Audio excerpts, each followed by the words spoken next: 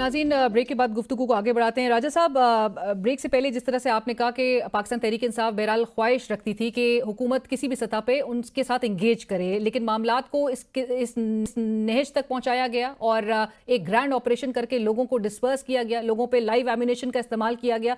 Naturally international भी कवानीन की खिलाफ वर्जी, बड़ी संगीन खिलाफ वर्जी मौजूदा हुकूमत उसकी मुर्तकब हुई है, लेकिन जिस तरह से अब जो डिटेल्स हैं उनको दबाया जा रहा है। और फिर मैंने सहाफ़ी मतीउल्लाह जान साहब के भी हवाले से, क्योंकि यही इत्तला थी कि उनके पास भी मुबैना तौर पर 5 से 6 आपके कारकुनान हैं, उनकी हलाकत की तफसीलात मौजूद थी और जिसकी वजह से उनको ये कोएजन का सामना बहरहाल करना पड़ा और जिस किस्म की दफात उन पर लगाई गई है उस पर भी how would you react to that?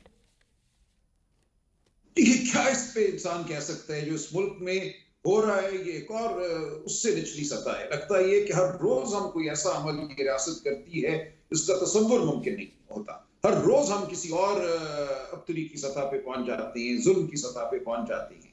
सिर्फ कारकुनान पे लाठियां नहीं बरसाई गई, गोलियां नहीं चलाई गई, अब सहाफियों को अपा किया जा रहा है सिर्फ इसलिए कि वो सच बयान ना करते। पूरा निजाम आपका झूठ और फरेब पर आज खड़ा हुआ है। जो मतीउल्लाह के साथ हुआ, जिस तरह उस पर ड्रग्स डाली गई हैं, ये मजाका खेज है और ये अफसोसनाक भी है। ये सब आपके जरिए आवाम के सामने पहुंच रहा है, इस कौम के सामने पहुंच रहा है। इस कौम का ज़मीर जो है सबको मैं उम्मीद करता हूं कि अपने अंदर जज्ब कर रहा है और ये माशरा और ये कौम जो है इसका जवाब जरूर देगी। मैं इसी तमन्ना में, इसी ख्वाहिश में खड़ा हूं और जो तगदो हम कर रहे हैं, आप सहाफती सतह पे, मैं वकालती सतह पे या सियासी सतह पे, उसका मतमा नजर यही है कि इस मुल्क से हम झूठ को, फरेब को खत्म करें, अवाम की आवाज को हम बुलंद करें, जो कानून और आइन का तकाजा है उसको पूरा करें।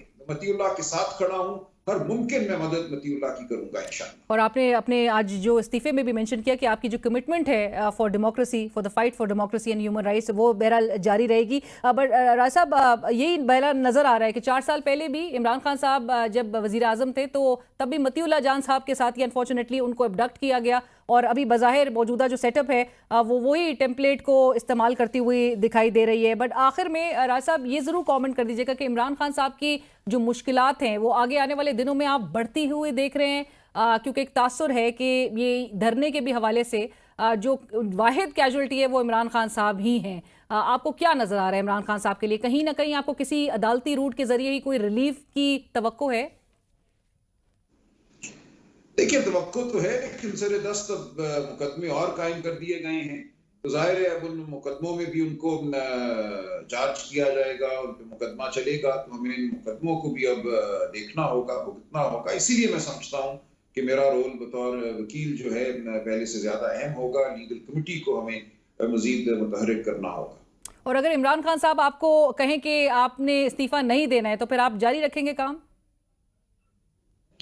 देखिए, उनसे क्या गुफ्तगू होती है, कब होती है, वो देखा जाएगा। लेकिन मेरा इस वक्त तो मैं समझता हूँ, मैं बड़ा वाज़ेह हूँ अपने जहन में कि मेरा रोल जो है वो एक और नौयत का है, वो वकालती सतह पे है या जो थॉट प्रोसेस है उसमें कुछ मैं कंट्रीब्यूट कर सकूं।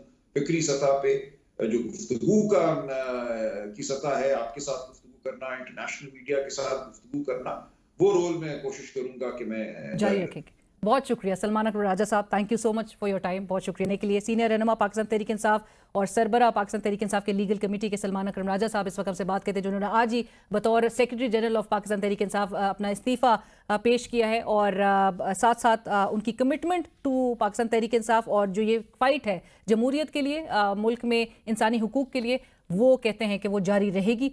और इसी के साथ ही बढ़ेंगे एक ब्रेक की तरफ।